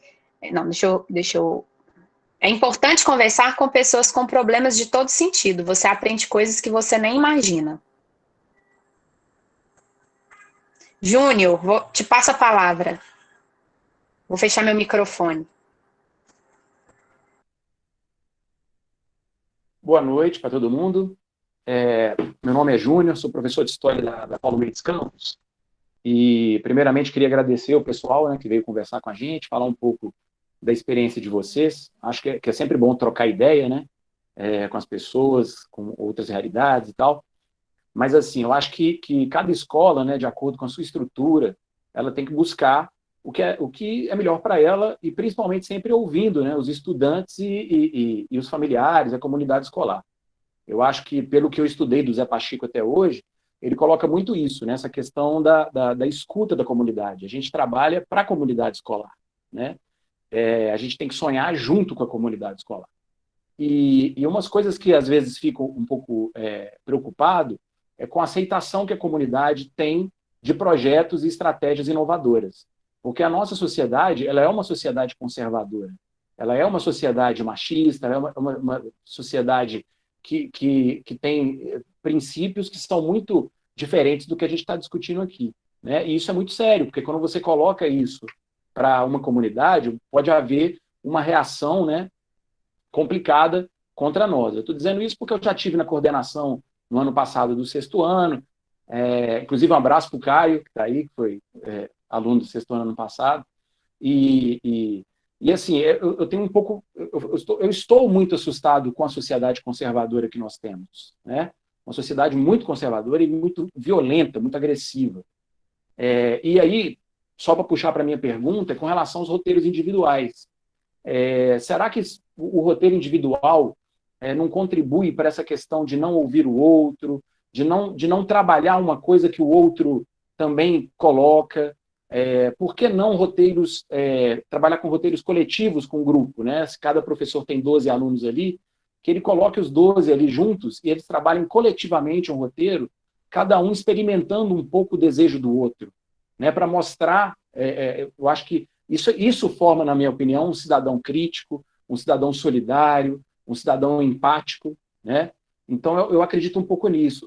Quando se fala em roteiro individual, eu, pessoalmente, tenho um pouco de resistência, porque eu acredito mais numa prática mais coletiva, de trabalhos em grupos. Eu acho que isso é muito importante nos dias de hoje, onde a gente tem uma sociedade muito individualista, onde a gente tem uma sociedade que se preocupa mais com a quantidade de like que tem na rede social do que com o outro, né? Então é isso. E só para fechar, com relação ao acesso, eu acho que esse período de pandemia é um período que a gente tem que tomar muito cuidado, porque muitas pessoas não têm acesso à internet e muitas pessoas têm um acesso, mas um acesso deficitário, né? O Wi-Fi cai, por causa do pai perde o emprego e corta lá a internet do filho. Então, assim, a gente tem que tomar muito cuidado para a gente não aumentar uma desigualdade que já é muito grande no nosso país, né? Por isso que eu acho que a gente da Paulo Mendes, a gente está nesse contexto, a gente está debatendo muito isso entre nós, a equipe da escola. Como que é desafiador você trabalhar nesse contexto de epidemia, de pandemia, sendo que boa parte, lá no nosso caso, né, tem uma parte significativa dos alunos que não tem um acesso legal de internet, né? Então, aí, aquele que tem vai desembolar e o outro que não tem fica parado e, de repente, quando voltar para a escola presencial, a gente pode estar com um buraco muito maior entre eles, o que eu acho que é um pouco perigoso. Eu estou jogando essas discussões aqui porque eu acho legal o debate em cima disso, acho que é importante a gente debater isso, e principalmente em pensar na questão da coletividade, da solidariedade, da empatia, que eu acho que são valores importantes que a gente precisa batalhar hoje em dia nas escolas. No mais, obrigado, está sendo muito bom aí esse bate-papo, está sendo muito legal a conversa. Obrigado.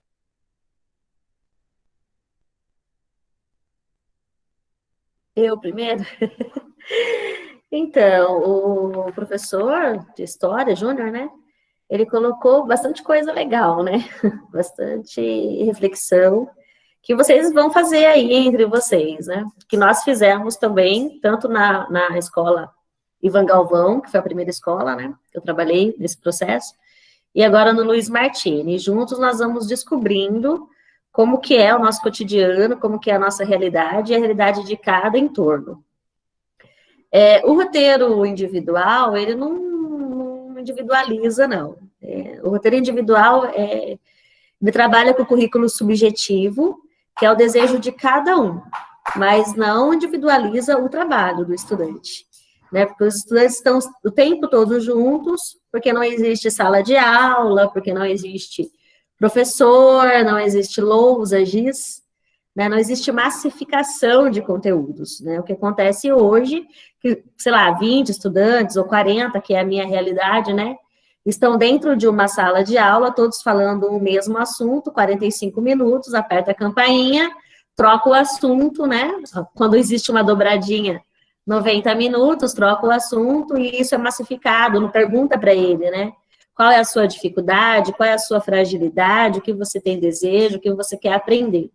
E no roteiro subjetivo, individual, o estudante, ele escolhe, ele faz as questões, ele cria as estratégias de estudo, né? Muitos estudantes, conforme eles vão criando autonomia, eles mesmos fazem o roteiro deles, buscam a pesquisa, e o tutor é apenas um facilitador, um mediador desse aprendizado, constrói o aprendizado junto com o estudante. Mas eles dividem o tempo todo, um participa do roteiro do outro, se tem um projeto que vai culminar em algum projeto, né? Se tem uma das pesquisas que vai culminar em algum projeto, eles convidam os amigos, né, para fazer parte, vai culminar no teatro, vai culminar numa visita ao asilo, vai culminar em um projeto solidário numa praça, não sei.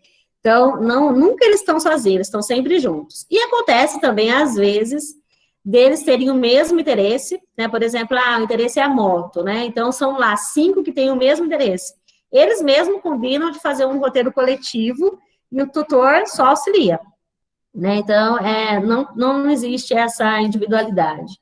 Em relação a essa pergunta dessa sociedade conservadora, eu devolveria a pergunta, por que conservadora? Né? Por que nós descobrimos um Brasil machista, homofóbico, preconceituoso, racista, né? Um povo que nós achávamos que era carinhoso, né? Feliz, cheio de ritmo, né?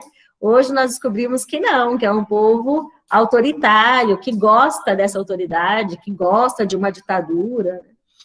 E por quê, né? Será que a escola tem alguma coisa a ver com isso? Será que essa massificação... Será que nós não somos individuais quando nós estamos em 40? Será que nós somos? Será que o professor não é individual quando ele entra na sala, pega o giz e começa a escrever na lousa? Ou pede para abrir na página 40? Não sei, acho que são individuais, mas são questões, né, para a gente pensar.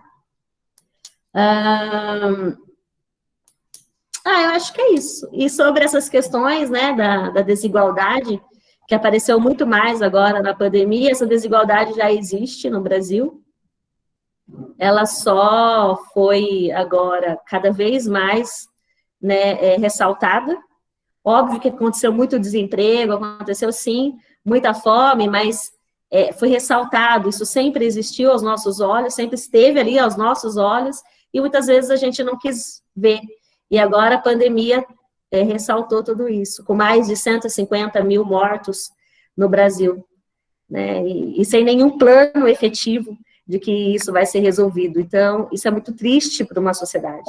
Pensar que nós construímos a sociedade, somos parte dela, e somos educadores, né? Que estamos aí na base dessa sociedade. Então, são coisas para a gente pensar, refletir.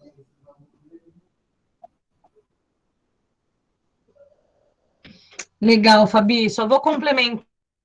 O Júnior, ele trouxe um pouco, né, do que ele conhece do Pacheco, da perspectiva que o Zé traz sempre, a abordagem da comunidade. E dentro do campo dos roteiros, isso é muito explícito, realmente, né? Quando a gente fala individual, na nomenclatura, na obra do Zé Pacheco, ele chama de subjetivo, né? Que seria o roteiro subjetivo, o roteiro comunitário e um roteiro planetário. Então, no roteiro subjetivo é onde você pode desenvolver, né, criar questões e elaborar pesquisas que podem vir a ser projetos de interesse daquela criança, para desenvolver, inclusive, as habilidades, as especificidades que a gente está acompanhando dentro do desenvolvimento. Os comunitários, eles acontecem na minha escola de duas maneiras, né? Como eu disse, eles todos trabalham em grupos de 4 a 6, alguns desde o 6º ano são os mesmos grupos, geralmente eles são dos mesmos bairros, como eu disse de manhã no Rosende, todas as crianças são da zona rural, então geralmente quem vem do Serra Negra já é aquele grupo desde a educação infantil, né? Então, eles trabalham junto, mas é tão interessante quando o tema da comunidade aflige a todos, que eles se encontram para desenvolver um projeto comunitário, um roteiro comunitário, né? Então, por exemplo, já teve roteiro comunitário para a melhoria dos banheiros da escola, porque eles achavam que tinham que ter o papel, bom, enfim, toda a estrutura, tudo aquilo que o banheiro deixava a desejar, então, alunos de várias idades desenvolveram esse projeto. Foram fazer captação de recurso, foram solicitar perante a direção uma postura sobre aquele encaminhamento. Nós já tivemos crianças que os pais trabalhavam em galpões de reciclagem e desenvolveram um projeto na escola, porque perceberam que tinha muito material a ser reciclado e era tudo embolado. Então, eles mesmos, todo mundo no coletivo, em mutirão, foi feito espaço para deixar o material todo separado para que esses coletores viessem buscar. Então, isso foi uma coisa das próprias crianças que sabem que os seus pais, né, trabalham com esse tipo de material, que aquilo, na verdade, é um recurso financeiro daquela família, né? Enfim, e tem o roteiro planetário, que é quando eu estou falando já numa esfera como você trouxe agora, das questões dos valores humanos, das questões de que mais do que mundo nós vamos deixar para os nossos filhos, que filhos nós vamos deixar para esse mundo, né? Porque a Terra, ela vai se regenerar, ela dá 2 balancinhos, ela se estabelece no lugar.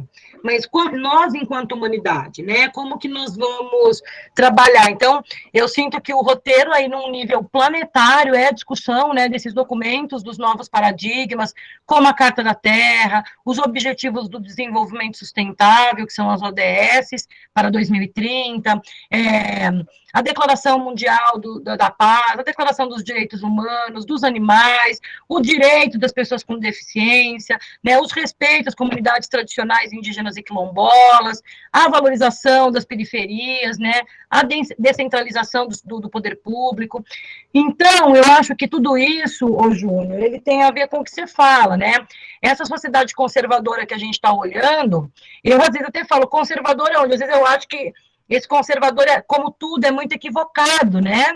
E claro que muitas pessoas reagem bem, só que nós estamos falando de um lugar de educador, nós estamos falando a partir do desenvolvimento humano, né? Então, nós estamos falando a partir da justiça social, da equidade. Então, um discurso que venha violento, um discurso que venha de combate, né? E se ele vem, eu estou amando a matéria do 9º ano, né? Que esse ano ela está na BNCC e está nos currículos estaduais, que ela fala a diferença, né, do que é artigo de opinião, o que é opinião e o que é discurso de ódio, né? A opinião nós podemos tê-la pautada, né, nos dados, no número, na ciência, na opinião, na pesquisa pública, que é diferente do discurso de ódio, que é o ódio pelo ódio. É ódio, como alguém disse aqui no chat, que se eu não me engano foi o Thales, né? A pessoa acumulou, às vezes ela nem é má, né? Ela acumulou tantas tragédias e não refletiu sobre isso, né? Por que será que o oprimido quer ser o opressor? Onde nós erramos? Para mim, a escola tem um papel fundamental nisso, né? Qual foi o serviço? Que cidadão crítico nós formamos? É o que o John Lennon dizia, né? A sociedade que nos critica é a mesma que nos criou. Então, assim, onde foi que parou esse engodo? E eu fico muito feliz, né, de saber que numa segunda noite nós temos educadores pensando isso.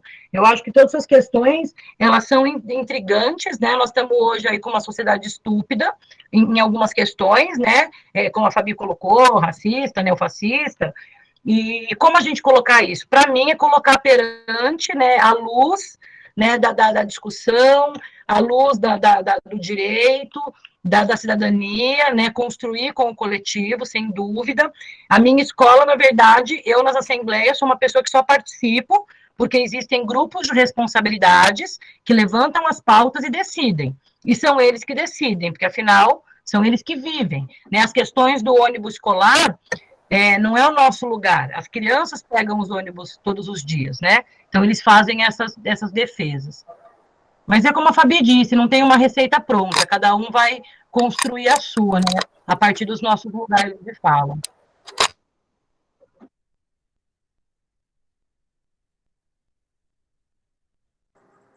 Pessoal, tem muitas questões interessantes aqui no chat. A Fabi acho que está acompanhando aí, né? O pessoal tá, os meninos estão falando. Meninos, queria dizer, vocês estão surpreendendo a gente muito positivamente. Tá ótimo as questões que vocês estão colocando aí. Não sei se tem mais algum professor que quer colocar mais alguma questão também, pode pedir a palavra. Enquanto isso, eu vou lendo aqui algumas questões. O Caio colocou, alguma parte da sociedade são mais agressiva com as pessoas LGBT. Então, algumas pessoas LGBT têm medo de ir para a escola com medo de ser agredido. A Maria Luísa, mãe da nossa aluna Maria Fernanda, colocou, eu concordo, Júnior, com essa questão da atividade de aprendizado em grupo. Isso é fundamental para a interação e empatia entre os alunos. Minha filha, por exemplo, tem TDA, e ela aprende muito mais com atividades em grupo dentro de propostas e projetos bem atrativos.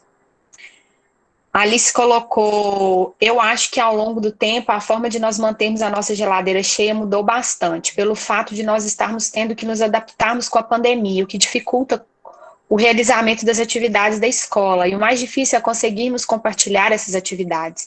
E acaba que a escola fica sem muita importância, fica de lado. Acho que temos que trazer essa importância da escola de novo. Muito legal, Alice. Vamos ver, o Felipe Vitelli, nós somos membros de um coletivo, somos ponto de cultura conveniado e autodeclarado, e trabalhamos através da educação integral casada com a cultura no despertar do sentimento de pertencimento em comunidades de baixo IDH, transformando a realidade de indivíduos da comunidade, apesar de sermos contemplados com recursos com proponentes de projetos, e ao procurarmos a escola parceira, encontramos certa resistência. Então ele está falando do coletivo, né, coletivo ao qual ele faz parte, um pouco do trabalho que ele desenvolve. Thales falou assim, eu acho que a importância sanitária é a coisa que a gente só vai conseguir fazer se nos dermos valor à consciência. Muito bem, isso mesmo, Thales.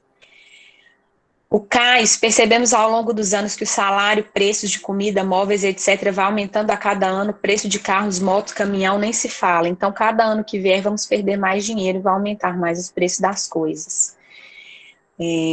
A Alice falou, acho que nós devemos trazer a importância novamente para que não caia no esquecimento. Bom, vou passar para vocês novamente, gente, para vocês comentarem, se mais alguém tiver alguma pergunta, e na próxima eu leio o restante dos comentários, que são muitos. Eu só queria complementar para o Júnior, que ele falou desculpa, Fabi, da desigualdade por conta da internet, eu concordo em absoluto, né? São Paulo tem um registro de que nem 30% efetivamente acessam, então isso é uma negligência, né? Acaba sendo uma negligência do poder público, porque às vezes eu acho até um pouco esquizofrênico a gente achar que essa educação remota, né? Que não é nem à distância, ela é remota nesse momento, funciona. Contudo, assim, né, nós estamos numa pandemia, a questão sanitária, de saúde pública é muito grave, mas eu concordo que nós temos que pensar outras alternativas, né? Eu tenho me esforçado o máximo que eu posso. Eu, por exemplo, dou a devolutiva por escrito, como perguntaram. Eu já fui visitar aluno em hospital, eu já fui fazer mediação com aluno em depressão junto ao hospital, posto de saúde. Eu já fui uma tutoranda minha que é um gênio, mas uma criança extremamente depressiva, aquelas que tinham aquela coisa de cortar os braços, né, os adolescentes, algo muito ansiosos, e a mãe faleceu, né, na segunda-feira passada. E então, assim, eu tenho tentado buscar os meus alunos. Claro que eu falo de uma realidade de quem tem hoje, eu só tenho 110 alunos no estado, eu tenho só 3 nonos anos. Eu tenho companheiros de trabalho que tem 14 salas com 40. Então, é difícil, é importante que a sociedade discuta isso também, né? A condição que os professores estão. A gente não pode dizer que a EAD resolveu o problema. E, Maria Heloísa, lá no começo você perguntou, né, o que nós vamos fazer? Nós vamos seguir, né, nós vamos seguir cada vez mais pensando como que nós podemos fazer esse desenvolvimento da educação integral, né? Às vezes a gente perdeu o conteúdo, mas também eu sinto que muitos de nós tivemos outros aprendizados ou outros desafios que podem agora também, no retorno, aparecerem. Eu sinto que a gente vai ter muito trabalho pela frente, né? E é muito importante que a gente faça esse desenho, porque, como a gente sabe, no chão da escola, ali, no cotidiano, somos nós que vamos ter que fazer as medidas de prevenção, somos nós que vamos ter que cuidar, né, desse desenvolvimento pedagógico, de como que nós vamos argumentar com essa sociedade sobre tudo que nós passamos. Então, mas eu acho importantíssimo, estou super feliz de ver as mães, as crianças participando, porque essa escola é nossa, né? A educação pública é um direito constitucional, nós não podemos abrir mão do que nós estamos aqui para fazer, né? Que são criar, né? Criar em comunidade, criar com o outro, né? Nos ajudar como seres humanos, como, né? No momento que o que a gente precisa é isso, né? Trazer novos valores. Então, é isso, gente. Se vocês quiserem fazer algumas considerações, eu sei que são muitas informações, né? A gente está falando de paradigma, a gente está falando de prática, a gente está falando de experiência, de sentimentos, mas eu sinto que, no fundo, fica, né, dentro da gente essa vontade mesmo da transformação. E o que eu posso dizer mesmo é que só nos juntando e usar o que a pandemia nos deu, que essa possibilidade de estar em estados diferentes, até em países que a gente tem vivido isso, construindo uma nova visão de mundo, né, para a gente tentar ser um ser humano melhor. É isso que eu queria falar. Vou fechar aqui meu microfone. Só para completar aqui o que a Jana colocou, Jana e eu, como ela disse lá no começo, nós estamos juntos há muito tempo já, então a fala de uma é a mesma da outra, né? Mas eu quero colocar a questão dos deficientes, né, das fragilidades aí que todos nós temos, então eu gosto de chamar de fragilidade, né? Hoje, por exemplo, eu uso óculos, né? E é uma fragilidade, né?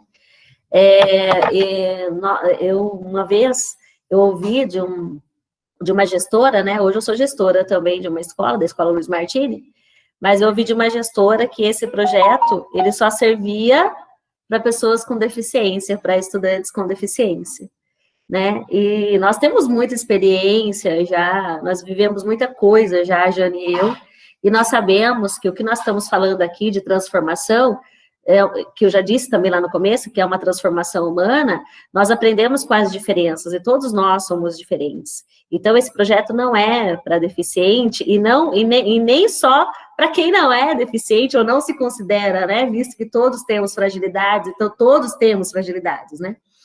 E aí, eu queria contar para vocês que eu tive já um tutorando que tem síndrome de Down. Com 16 anos, ele não era alfabetizado ainda, e nós alfabetizamos nesse projeto. Hoje, nós temos estudantes com paralisia cerebral, estudantes com deficiência física, e todos estão no mesmo projeto. Então, a educação, ela tem que parar de rótulos, né? Porque nós somos seres humanos que são diferentes um do outro, tem suas fragilidades e suas potencialidades. O que nós temos que fazer é nos compreender e compreender o outro, e saber que com fragilidades nós aprendemos, e com as potencialidades nós aprendemos também. O que nós temos que fazer é compartilhar conhecimentos. Então, dessa forma, nós conseguimos aprender, porque todos nós temos curiosidade.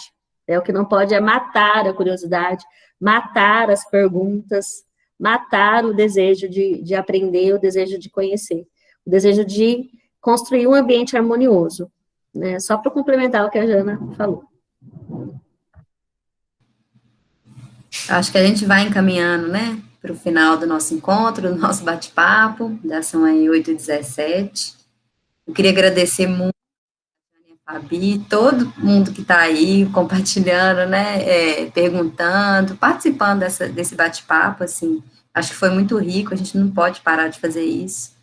E, assim, quero agradecer muito especialmente aí os alunos que participaram, porque eu acho que, assim, tudo isso é por vocês, né, a gente acredita muito no potencial de vocês, e é isso que nos move, que nos, né, faz querer uma escola diferente, que faça vocês aprenderem, né, e por isso é sempre importante escutar vocês, eu acho que vocês têm muito a contribuir, realmente, assim, nós temos que acabar um pouco com essa hierarquia, né, e entender que é o processo, né, o desenvolvimento, ele é contínuo e é mútuo, assim, a gente aprende com vocês, vocês aprendem com a gente, assim.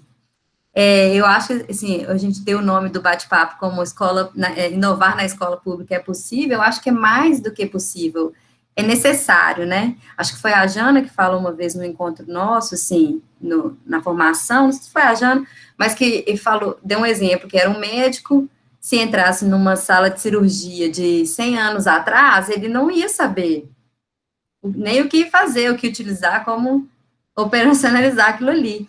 Um professor, não, se ele entrar, né, numa sala, um professor, né, de 100 anos atrás, entrar numa sala de aula hoje, ele vai entender mais ou menos, o quadro está lá, a mesa, a hierarquia, isso precisa mudar, a sociedade já andou, e a gente precisa acompanhar, assim, essa caminhada, estarmos atentos. E a gente vendo, é muito importante, aí eu queria agradecer muito vocês duas, né, a gente vê que é possível fazer diferente e que isso dá resultados, né. Então, muito obrigada em nome de toda a escola. Thalita quer também finalizar aí, dar uma declaração.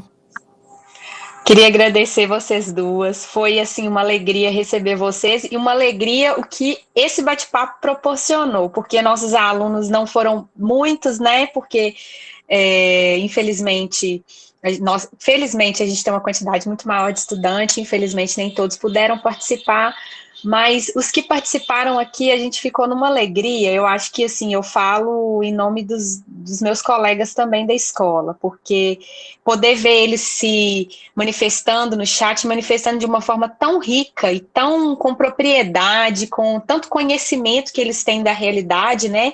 A Isabela, eu não tinha identificado que era você, Isabela, porque a gente sabe que você é muito inteligente, muito articulada, eu achei que era a Alice, nossa colega do 6º ano, né? Que era do antigo 6º ano, agora é 7º. Mas a gente ficou muito feliz, Caio, Thales, e ó, vocês falaram aí que pena que tá acabando, mas vão ter outros, a gente quer fazer outros bate-papos, como esses, né, parecidos, diferentes, a gente quer muito estabelecer esse contato com vocês, né, então nós vamos ter outro, então a gente vai terminar esse aqui para a gente ficar com gostinho de quero mais, para poder fazer outros, tá bom? E eu queria agradecer, não sei se mais alguém quer fazer alguma consideração final, dizer que a gente ficou muito feliz e satisfeito com esse encontro de hoje, agradecer muito mesmo a Janaína e a Fabiana. Thalita, posso fazer em nome da escola? Claro, Dani. Agradecer primeiro ao grupo de estudos pedagógicos pela proposta, pelo convite a Janaína e a Fabiana, né? Agradecer vocês a disponibilidade, essa troca, esse carinho, a simpatia, né? Essa confiança, essa energia, essa potência para nos inspirar aqui a seguir. Agradecer também as famílias que puderam estar presentes, os alunos, Thales e Caio, né? E a Alice, né? Contribuíram enormemente aqui para a gente poder identificar... Isabela do 6º ano. Identificar alguns desejos, alguns sentimentos, né, que irão ser luz para a gente aí nessa caminhada, né, que para a gente está só começando. Muito obrigada, em nome da escola, da direção da escola, da equipe pedagógica, tá? Um abraço aí a todos. Valeu. Eu que agradeço, muito obrigada, que vocês façam uma linda jornada, nós estamos sempre disponíveis, se precisarem, se quiserem estar junto, a gente vai E nós já arrumamos aqui alguns estudantes que querem fazer roteiro na Mel, depois que conhece a turminha, a gente pode organizar isso e já começar, né? Porque a gente só vai aprender fazendo. Porque a escola do século XXI não existe. Essa escola dos sonhos, linda, maravilhosa, justa, igualitária, criativa, nós vamos construir. Então, vamos começar amanhã, tá bom? E valeu, começamos hoje, né? Estamos sempre recomeçando. Muito obrigada pela escuta empática, por esse tempo disponível aí para acolher nossa fala também. Muito obrigada. Um agradecimento especial também à Thalita pela mediação, ter mediado nossos bate-papos, né? Obrigada aí por conduzir, né? E possibilitar essa fluidez, né? Um agradecimento especial. E pela Mel de ter feito a articulação. Obrigada, viu, gente? Obrigada, eu fico muito feliz com esses encontros. Boa noite, gente. Tchau. Boa noite. Valeu. Valeu, um beijo. Muito bem. Muito bem.